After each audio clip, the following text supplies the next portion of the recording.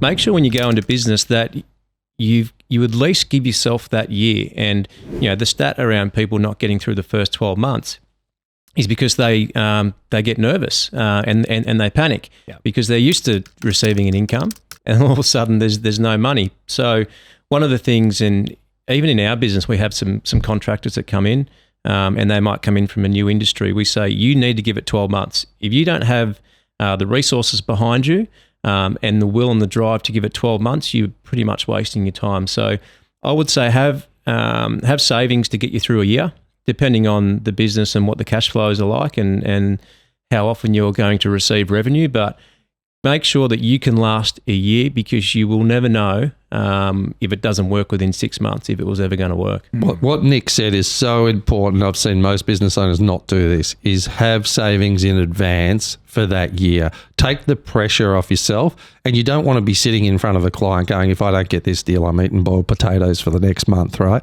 So you really want to come at it with I'll say a loose plan, because one thing I found in business is that you need to constantly pivot. You have to have both a growth mindset and then a fixed mindset in pivoting towards what works, and then leverage that. As soon as you get traction in the market, you want to ride that traction through. And I see most people have beautiful office set up and they spend their money on all the niceties of making the business look good.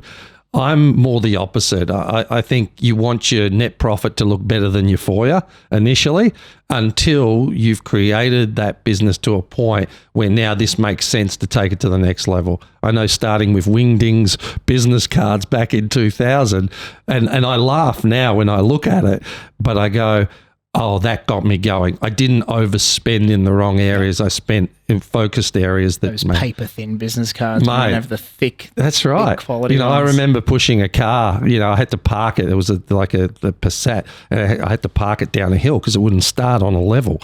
And I hit it around the corner from the client, because I just wanted to get traction on the business. I wanted to make sure the funds were there, so I didn't have to worry about where was my next meal coming from. So you have to take that pressure off yourself, and you really have to hustle that first 2 years to make your idea work, and pivot. As soon as you hit the leverage point where you go, this is working, then you just focus in and leverage that. And that's my perspective for really dominating that first couple of years.